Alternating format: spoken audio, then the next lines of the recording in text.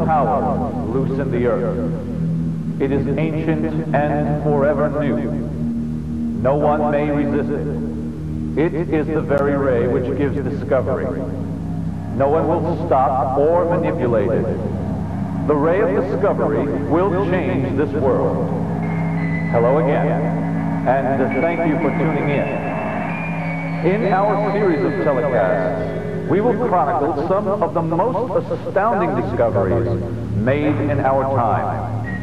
You and I together will rediscover technology which has been kept hidden by seditious privateers, who in their greed and malice have vainly attempted to manipulate and alter the natural movement of discovery.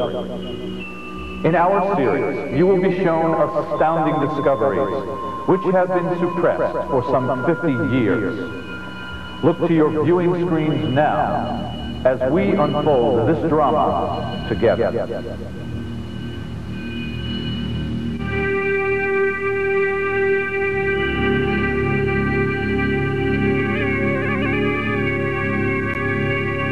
It is the deep eyes which seem to capture anyone who looks at this portrait of Nikola Tesla, taken before his passing in 1943.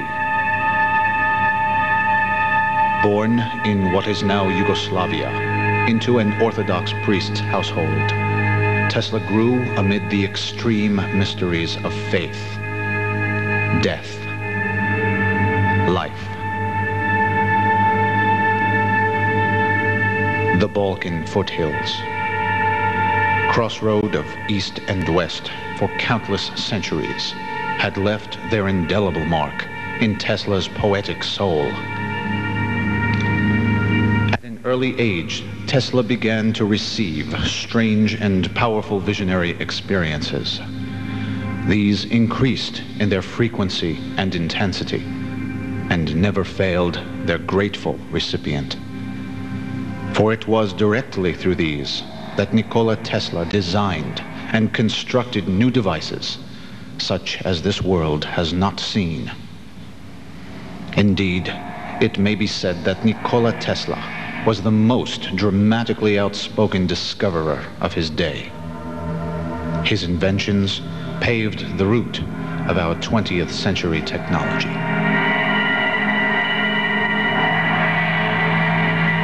Deeply secured in Tesla's mind were the teachings of a blend of mysticism, which taught that matter, energy, and thought were all merged as a oneness in certain foundational levels of experience. In this doctrine and view of existence, it was normal to accept that nature was a plenum, a fullness from whose depths spontaneously would emerge new wonders as out of nothingness. For Nikola Tesla, nature was not inert and vacuous. Nikola saw idea and thought emerging out of the unknown deeps of nature, and himself as fortunate participant in the drama. All persons, he believed, were participants, but certain ones were more sensitive. He was sensitive to every undulation of nature's moods, rhythms, and mutations. Human beings were thus living receivers within a gallery of externally derived wonders, whose source was eternal and loving. This was a world wherein all persons were interconnected. No single being lived or could live whose actions did not affect the whole world and worlds to come. Upon leaving his home and studying in Graz, Austria, and Prague, Czechoslovakia, Tesla first encountered resistance to his free and fluid beliefs. Finding his greatest relief in voluminous readings of the German writer Goethe, Tesla began to again grow strong in his view of nature. In a previous time, it was Goethe as well who, prompted by an angry refusal to view experience as inert, began researches in all the major fields of natural science. His numerous texts in color phenomena, plant metamorphosis, subjective cognition, and participatory science are relatively unknown to the modern scientist. These researches were Goethe's own impassioned attempt to prove invalid the now growing materialistic view of nature. It was in the writings of Goethe that Tesla found new strength and modern validity in the mysticism which his father and mother had raised him.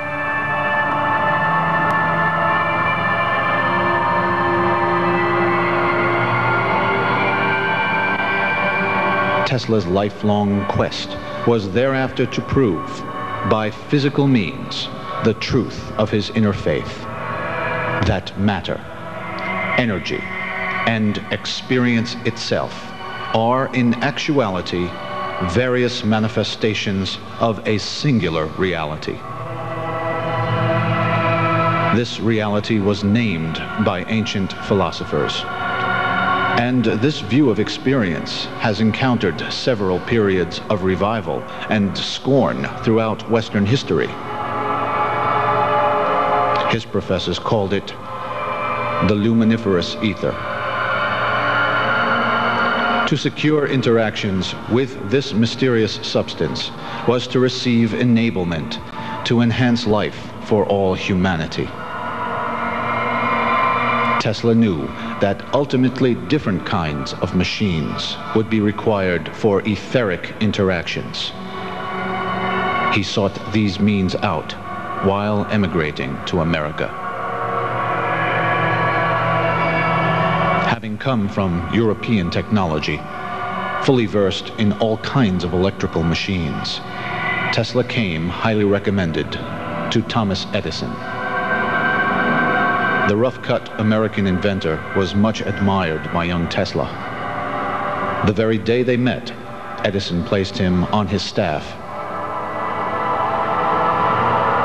Apparently, at this time, Edison did not have the skills required to repair his own failing electrical systems.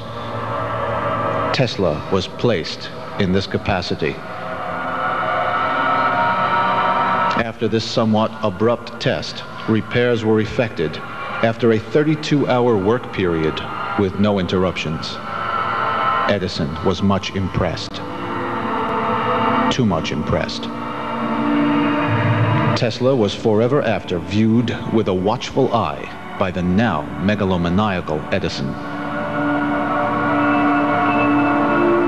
After this time, Tesla was promised a sum of money in exchange for a series of designs, which he completed and built for Edison. The money never left the old man's pocket, but Tesla left the old man. Thus, war was declared thereafter between the two inventors.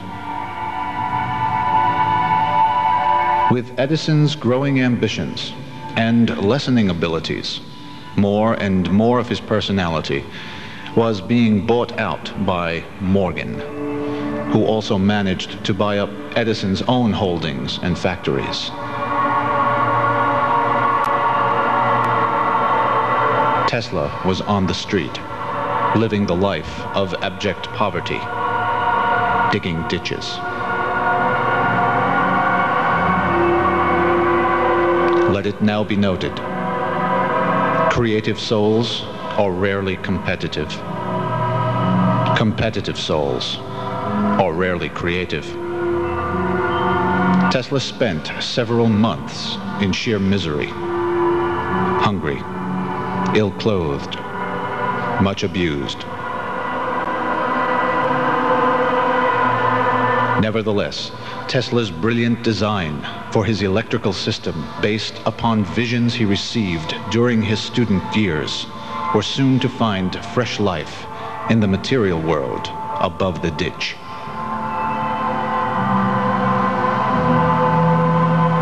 Through a series of rare and extraordinary meetings with certain financiers, Tesla built his own research laboratories, and entry again into the world of the demure and the debonair, whose company he enjoyed in Europe, was secured. Tesla held patents on every machine and machinery dealing with alternating current.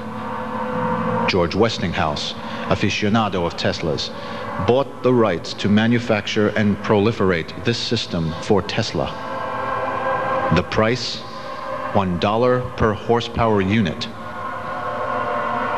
Alternating current was a magical means of using etheric surges to create very brilliant effects through wires at great distances and with very little loss.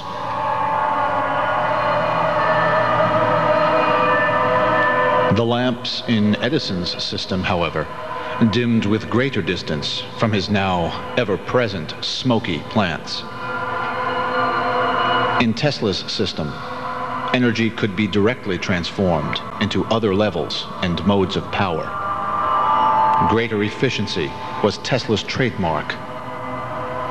Through him and those who aided him, humanity, all of humanity, was given a great benefit.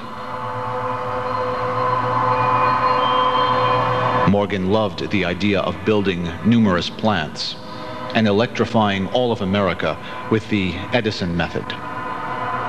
He made sure that Edison went down in the texts for all time as America's greatest inventor. Morgan backed Edison for good financial reasons.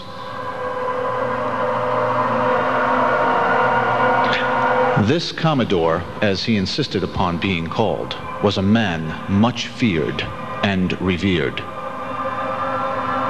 Creating monopolies in every utility needed by the American public was Morgan's forte.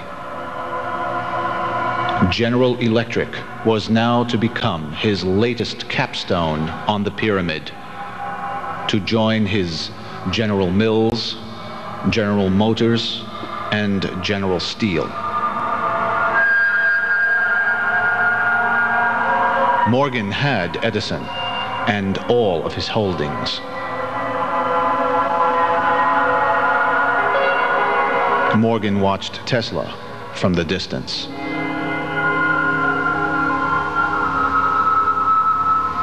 By now, Tesla was a millionaire at 32. His researches began to assume a very strange nature. His New York laboratory was a marvel to men and women of his time. His continual research required him to be ever present in order to construct what his new visions were now teaching him.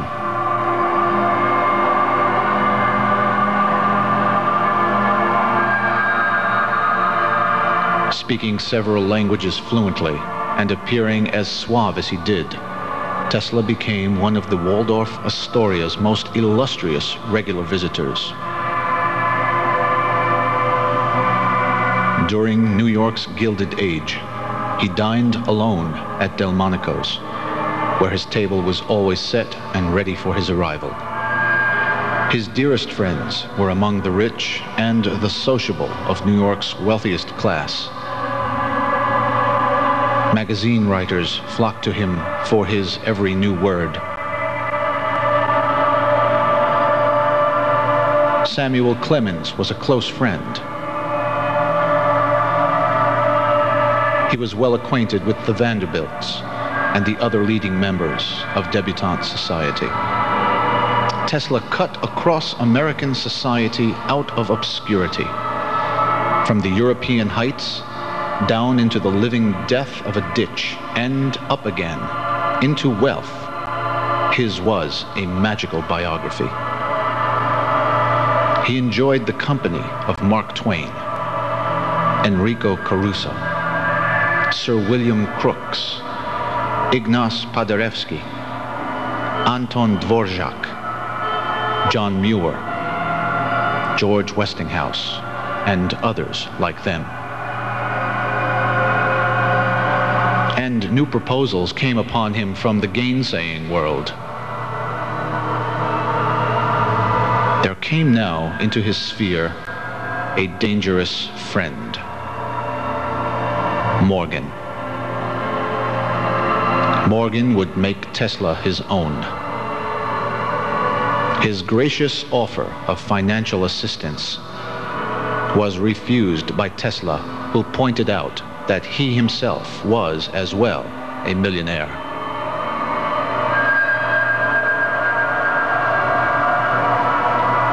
Upon arriving after such a meeting with the Commodore, Tesla found bad news.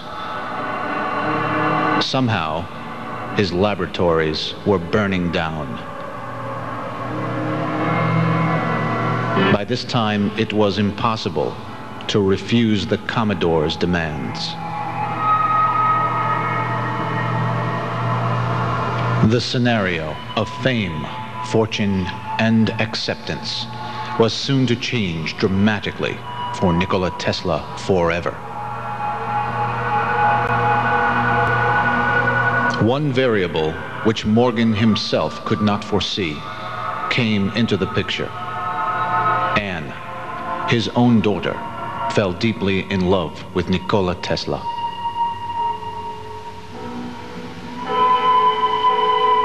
Due to such pressures and activities, Tesla began a series of lectures. In these lectures abroad, Tesla began describing his newest series of realizations and achievements. His dramatic appearance and his suave speaking manner held audiences of both European and American scientific circles in absolute awe. As he both described and demonstrated his views on etheric physics, others were now being filled with new hope for science and the future of humanity. As the foremost speaker of these new fields of inquiry, he also was the first to develop means of proving that etheric interactions were in fact taking place in the laboratory via electrical stimulation. His early researches into radiant effects included X-rays and all the optics associated within that world of study.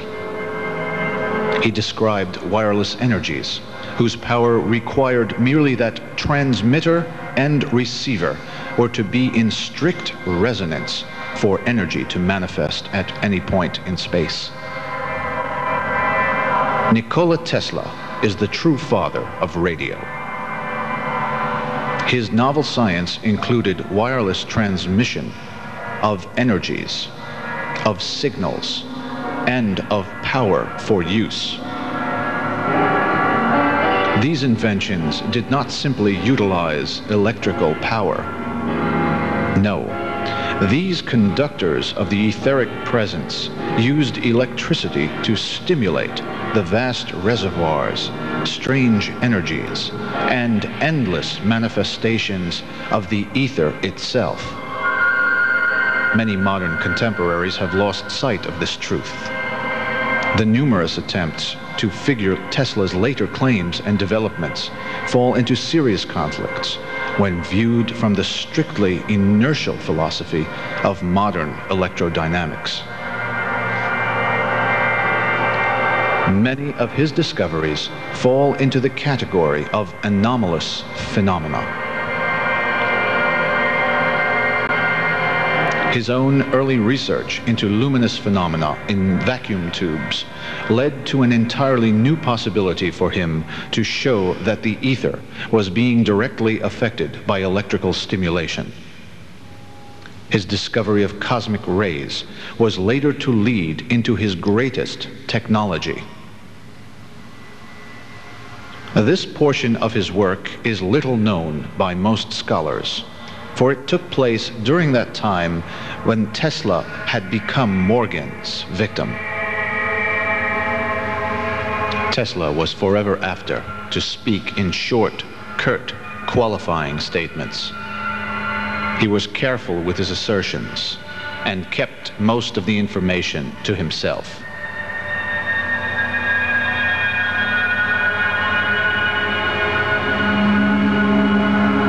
This course led him to an ultimate experimental marvel before the turn of the century, in which Tesla began to utilize the entire planet in a series of daring investigations. With this huge apparatus, he studied radio power, ionospheric energy, Earth resonance, solar power fields, extra-low frequency transmission, interplanetary communications, impressment of thought upon the human psyche. You will remember that all this took place in 1899, before a world of enthralled onlookers.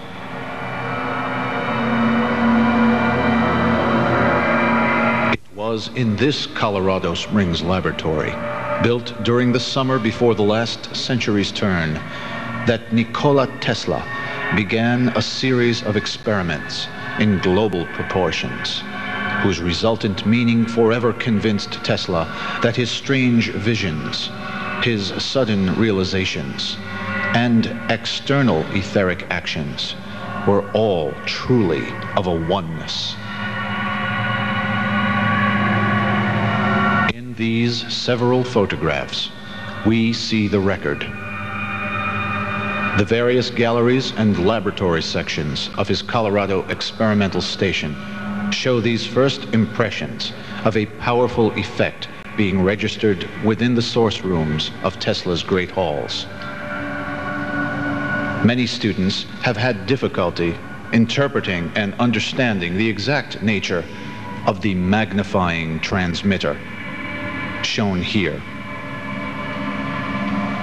Certain students have reduced the value and scope of these researches by relegating this device as a mere method of transmitting very low frequency radio energy to distant places with high efficiency.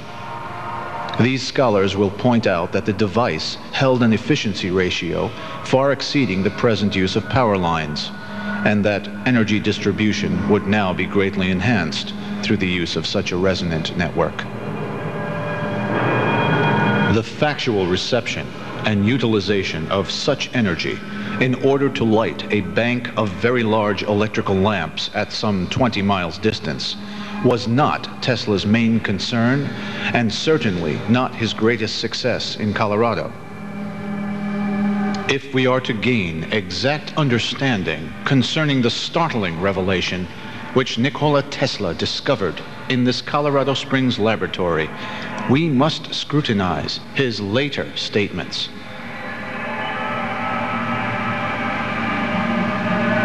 To Tesla, electricity was now but a particular manifestation of the luminiferous ether. By utilizing the entire globe as a resonant cavity, Tesla discovered that far more than radio power was returning to his circuits. Tesla also now found that nearby these machines, thought and perception were being measurably affected. This seemed to occur also when the power was off. For ever after these experiences in Colorado Springs, Tesla was continually to speak of a new kind of energy which he called teleforce. Teleforce was not an energy form like light. Neither was it particle beams or any kind of radio power per se.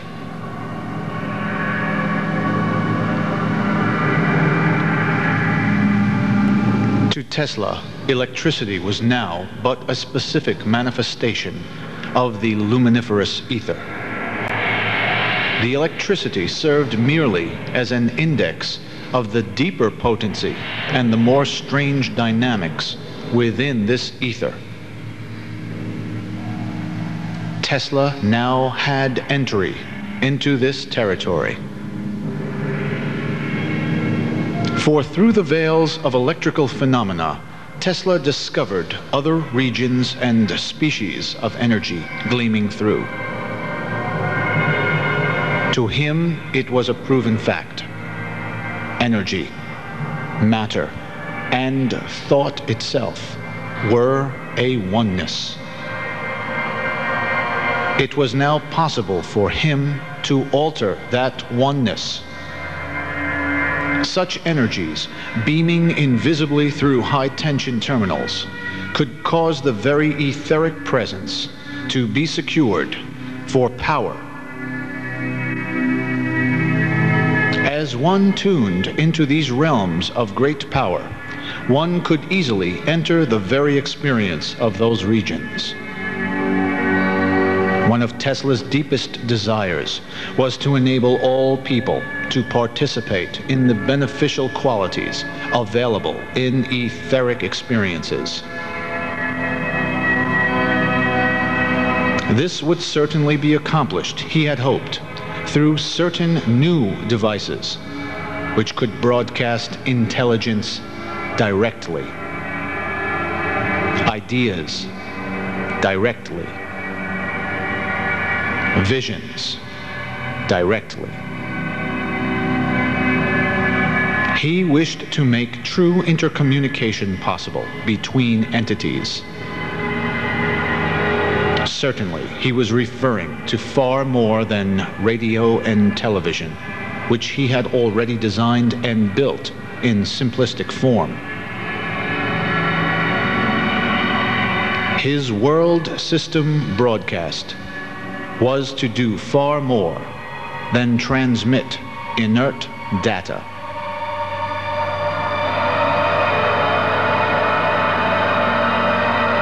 In our continuing series of telecasts, we will show Tesla's etheric physics.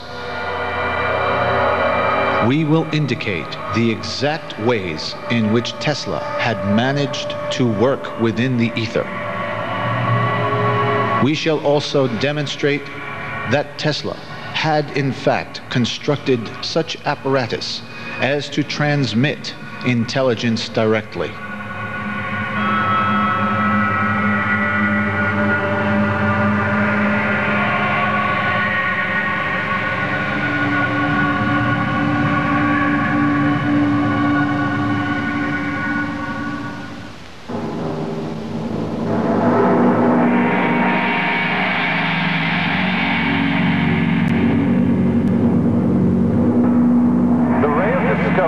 Touching many different places today.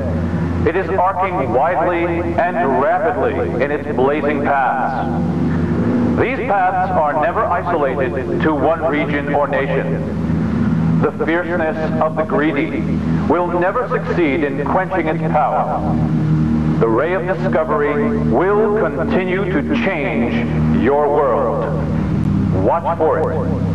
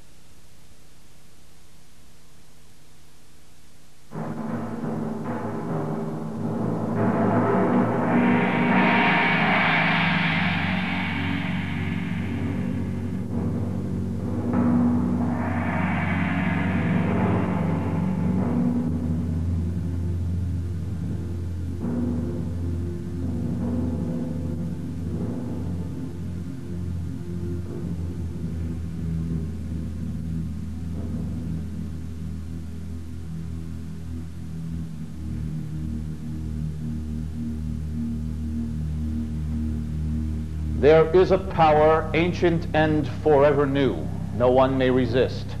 It is the very ray which gives discovery. No one will stop or manipulate it. The ray of discovery will change your world. Hello again, and thank you for tuning in. In our continuing series of telecasts, we will chronicle some of the most astounding discoveries made in our time. You and I together will rediscover technology which has been kept suppressed for some 50 years by desperate financiers. Look now to your viewing screens as we unfold this drama together.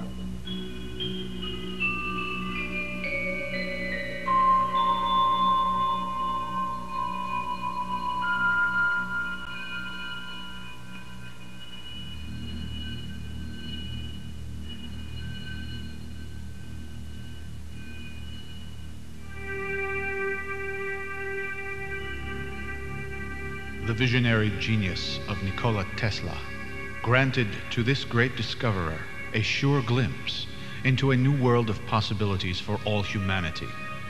While most of America was to focus her attentions on matters of the earth, bound up as she was with the soil of spreading farmlands, Nikola Tesla was peering through a veil made thin by certain experiments in Colorado Springs. His motivation began with certain inner convictions concerning the true nature of space, matter, energy, and thought itself.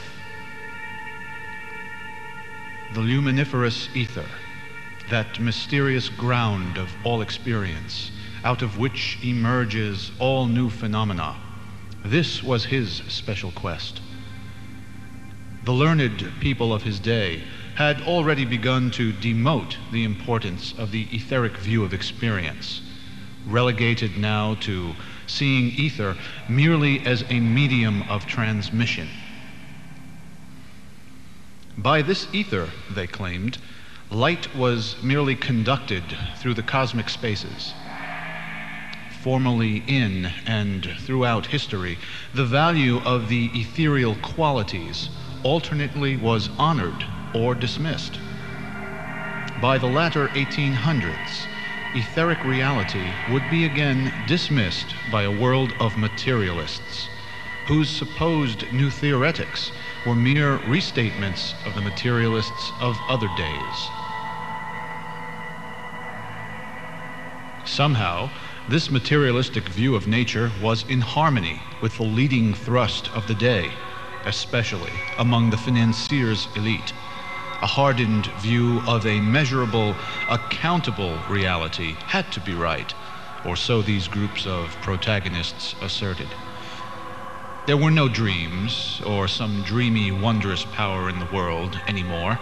No, there were only solid realities, countable ones, all of which could be described with mathematical exactness to a degree which made human experience uncertain.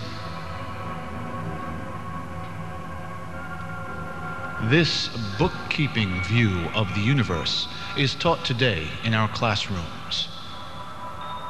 It is a fatalistic view of nature, one which excludes all possibility of new phenomena entering into the picture. Created by a ruling class, like produces like.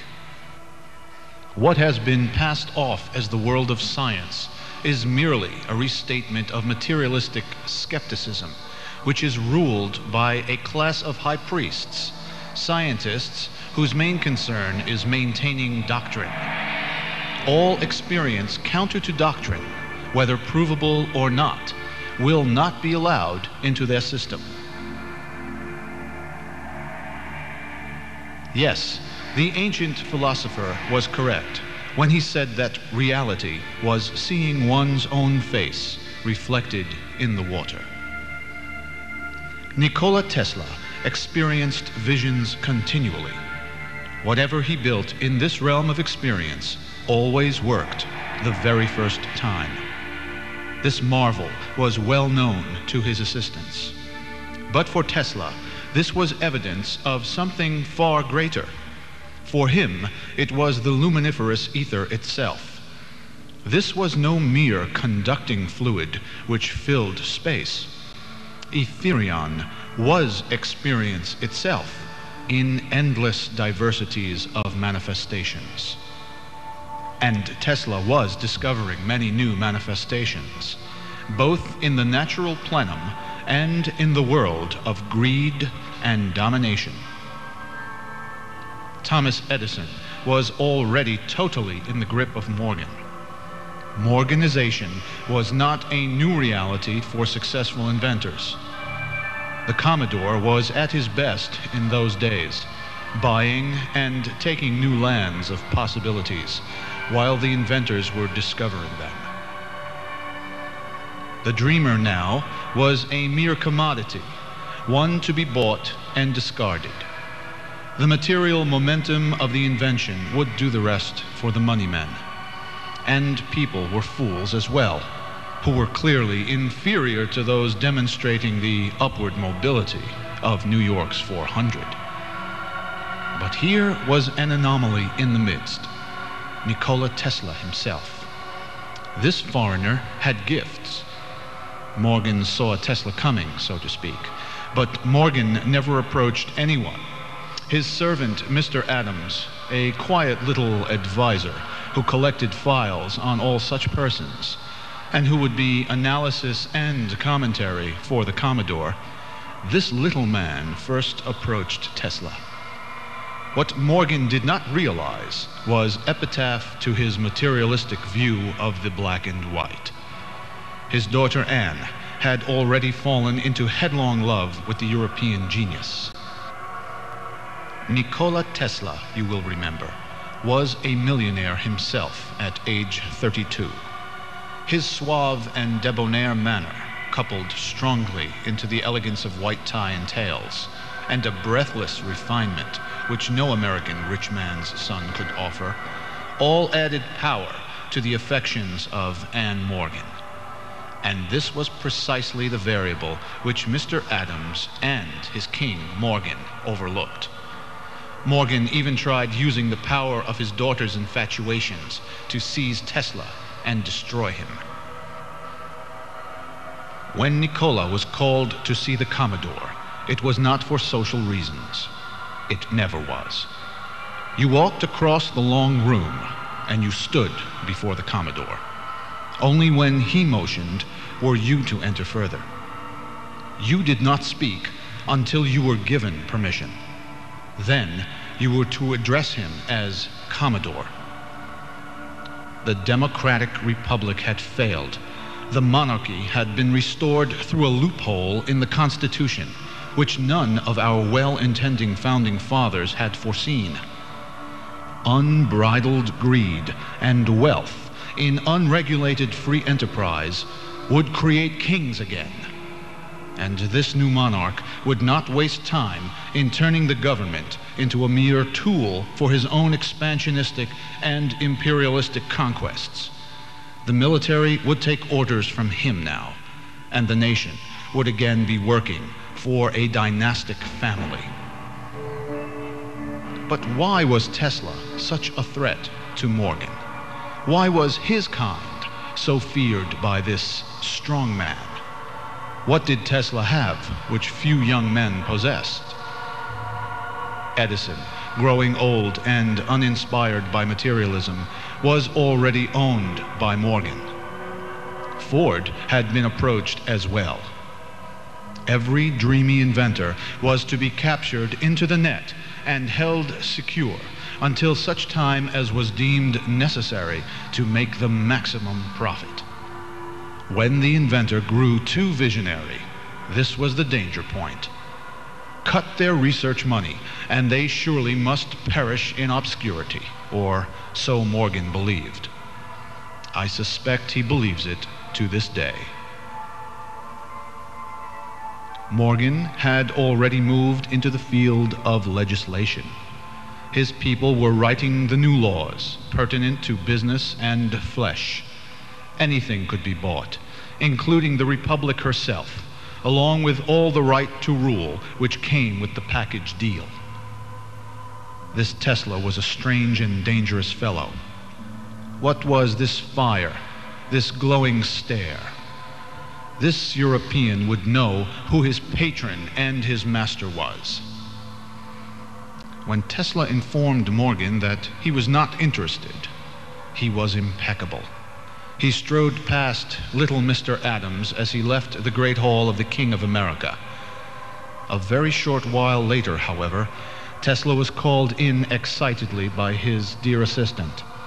It seemed that Tesla's entire laboratory had mysteriously burned to the ground. Each pirate has his parrot. Morgan's Mr. Adams again called upon Nikola Tesla. Of course, Nikola had to accept the generous help which Morgan extended in this hour of need, and, no doubt, was thrilled. Morgan played this hand to the hilt, for he knew Tesla. Nikola would never marry. He was married to the woman more loving already. Tesla built his last grand work in public view under Morgan rule. Nor did Morgan ever intend to utilize the developments of Tesla and others like him. No, this was an old rule which kings had best cleave unto. New things are dangerous to finances. For the last 100 years, there have come such treasures of discovery as would make you, the audience, swoon and collapse under the sheer import of the certain knowledge of our desolation. Here in America, we still burn coal and oil, and this for a good reason. Who has owned all the coal? Who has owned all the oil since the 1800s? Find his name, and you have the criminal. In truth, we have been made to live 1,000 years behind what is now known. In our continuing series of telecasts, we shall endeavor to bring forth the most critical pieces of knowledge which the visionaries demonstrated in public view. We shall cover the suppression of medical discoveries and of discoveries in energy, communications, metallurgy, transportation, agricultural sciences. All these will prove to you the validity of the fact that we have been overcome by a despotic few. Lay hold on these, and civilization will flourish once more. What were those final discoveries of Nikola Tesla? What single triumph managed to sustain him throughout the years of his punishment and subjugation? Morgan made sure that Tesla was slandered and assassinated in character. Tesla spent the rest of his life, 40 years, wandering from hotel to hotel, ill-dressed, without credibility of any kind, somewhat penniless. Gone were the lofty towers which Morgan had demolished in order to burn all the bridges. Tesla was left with what he knew. And so we ask again, what had he learned which, cherished as a sacred flame, kept his eyes glowing and his face smiling a bit more kindly throughout his life? We suspect and we infer from credible sources, inferences made by Tesla and subsequently rediscovered designs which have been rebuilt and which are remarkable in every aspect. This, that Tesla found but one of the links between matter, energy, and thought itself, and demonstrated this in various ways until his death. Having learned this secret at Colorado Springs, he applied this in much smaller scale, in units which could be carried about and which had strange properties which we shall now describe. Tesla was dedicated to helping this nation. This may have been his weak point, for every other country in the world was listening to whatever Tesla was saying during those days of his house arrest status. These nations were attempting to implement his claims, and with certain results, we should add. Competition is the pepper in the eyes of monarchy. The smokescreens of corporate knighthood cannot hide the face of a monarch forever. In America, there are wars waged whenever this monarch is found out. Legislation does the rest. The young are trundled off to die on foreign soils of investment. The Colorado Springs Laboratory was an attempt to achieve planetary electrical resonance. What began as a mere experiment in power transfer ended with a startling, unexpected discovery. A huge, ring-shaped primary coil was excited by a system of electrical condensers and a large generator supplied locally. A secondary coil stood within this 80-foot in diameter ring. Being tuned to resonate with the energizing ring, transforming the input energy into stupendous voltages, the 200-foot mast carried this excess energy into the atmosphere. The greater effect was made to enter the ground itself. The idea was to find which electrical notes would make all of the Earth respond in such a way as to store up and intensify the input pulses. Tesla found the heartthrobs of the planet there in Colorado Springs. In the ultra-low radio spectrum, Tesla found which rates of impulse could make the free electricity within the planet resonate. But something else was being observed. Something unexpected was being measured. Radio waves once were generated by Tesla's own designs. These units produced prolific energies in a wide spread of harmonics. Later on, as oscillators were designed by engineers and theoreticians, waves were generated which had a smooth balance of phasing between electric and magnetic components. Tesla designed this magnifying transmitter so that the phasing between both wave components could be selectively varied. He maximized either the magnetic wave or the electric wave portions of the transmissions repeatedly. Using the Earth itself as a huge wave refractor, Nikola Tesla discovered that a third element of energy was entering into his circuitry powerfully.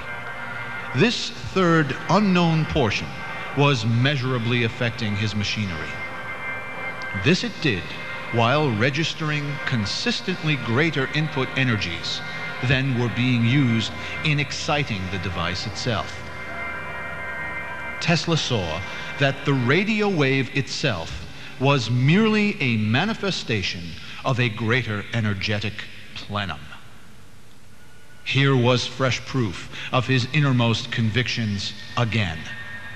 He had seen these kinds of anomalies before while researching vacuum discharges and X-ray phenomena. Now, while rendering the entire planet into a uniform electrical resonator, he found discovery upon discovery. The Earth, he then found, was a reservoir of energies. With the power off, the coil was resonating powerfully at specific settings. These energies seemed to come at regular intervals and with great intensity. The measured antenna current exceeded the input energy by several factors at certain tunings. This third component was registering mysteriously within an electrical system here. Tesla even recorded certain observations when the power was off. The coils seemed to have a profound effect upon thought processes. Visionary episodes and experiences were enormously amplified. The magnifying transmitter worked beyond all expectations. Whenever systems resonate, unexpected energies will enter them and leave measurable effects. Some of these effects may be measurable by the human organism alone, as reflexes or alternations in perceptions. These effects will vary as the device is designed. There are many species of energy, and Tesla was one of the first to demonstrate this fact. What he was first at was the global demonstration of ultra-resonance, using radio waves as the stimulus exciter for that third component to enter powerfully. With radio waves, only such a device could manifest the effect at such extra low frequencies. The effects upon the human organism, again, were critical. Tesla maintained that new warfare could be waged while utilizing such devices. Power could be triangulated into any area with subsequent damaging effects. The maximum effects were physiological ones, impressed upon the natural rhythms of body, mind, and soul.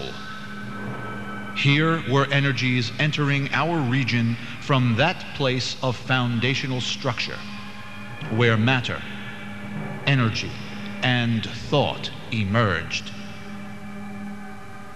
Tesla was at peace, having found yet another instance where this effect could be dramatically presented.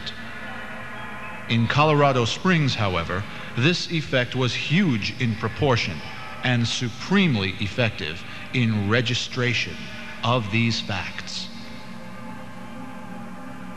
Towers, however, can be toppled. Gigantic things may be brought low. Remember, Morgan had no intention of ever implementing Tesla's ideas. His was merely the experiment with behavior to see how far a visionary can go in destabilizing a financial dynasty. Morgan had already spotted the financier's modern threat. It is the inventor, whose receptivity of new things can actually disrupt the status quo. Such a thing could not be under this king's rule. Morgan financed Tesla's new project for a time, until it was evident that Tesla had not told all the truth.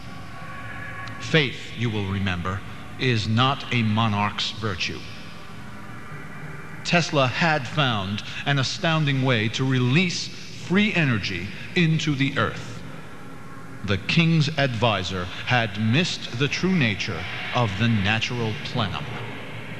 Thereafter, it seemed that every etheric physics treatise was eliminated from classroom and library, while an obscure theory was given power to hoist its materialistic jargon amid the many voices in the public eye. When one considers the scientific journals of that day, one really marvels that a patent clerk could become such a great figure. No doubt, someone was looking for a new theory to advance in order that the horror of free energy from the Etherium could be swallowed up in forgetfulness. But this now is an utter impossibility, for Tesla had established a resonant condition in the earth. The power, I believe, is still flowing. The older the snake, the more cunning it becomes.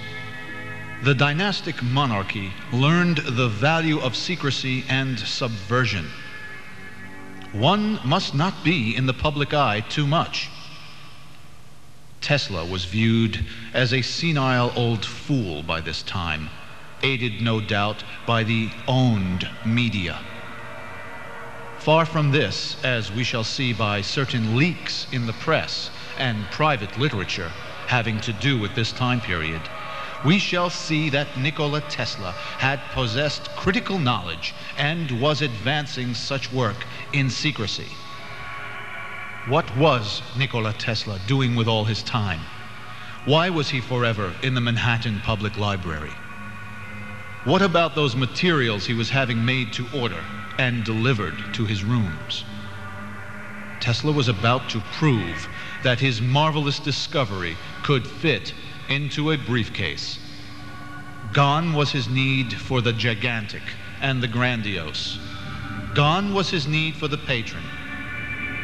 One could fit this effect of his into a small package built in one's hotel room. In fact, Tesla had designed and built a space power receiver in private. He never publicized this or any subsequent discovery from the time his Wardenclyffe Tower in Long Island and his laboratory there were ruthlessly sacked and destroyed by Morgan's people. This device was viewed by a number of persons, including Dr. Lee DeForest, inventor of the Audion tube. The power receiver was a compact little unit powered by a few briefcase-carried vacuum tubes. These were inserted into their proper terminals in the dashboard of an electric car outfitted for this test run. Tesla's nephew wrote an extensive report on this event at the request of an enthused investigator who was informed of it.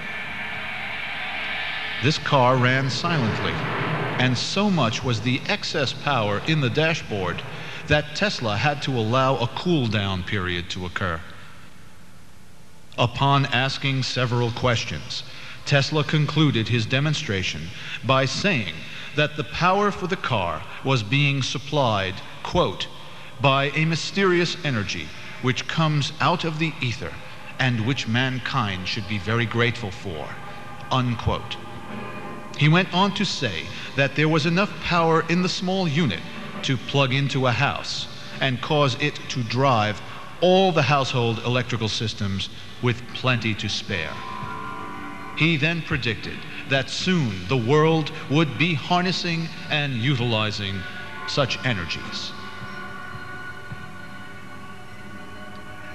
This was by no means the end of Nikola Tesla. One reads much, much more into his later, often secretive and precise statements. He often spoke of a new form of energy transmission in which gigawatts of power could be directed and conducted along a thread-like beam. Teleforce was not electrical, but could cause electrical effects, he claimed. Engineers, now in mere momentum of Morgan snowballing character assassination, scoffed as they interpreted the material in ordinary electrical terms. Such energy as this does not exist, they claimed. As is often the case within dogmatically closed systems of thought, the members thereof cannot receive the emergence of any outside realities. All such outside reality must be interpreted through their dogma. They fail to realize that Tesla had developed his etheric refractor far beyond ordinary electrodynamics. Their precious electrodynamics is now a mere side effect of a much greater discovery. There is every indication that Nikola Tesla had begun working on psychotronics. This mysterious new branch of engineering deals with the interaction of mind and energy within certain constructed designs. We have evidence that Nikola Tesla was constructing and designing appliances made to transmit thought directly. Rumors have it that Nikola Tesla's greatest secrets have been stored away in vaults which are not to be opened for several more decades. His experimental work with visual rays were to make the transmission of thought, image, and understanding directly available to the recipient. standing before a screen of receptivity, of certain design, the recipient would directly receive a thought transmission. This is far more than ordinary TV, in which images are merely sprayed onto a glass screen where they remain. No, psychotronic transmission would involve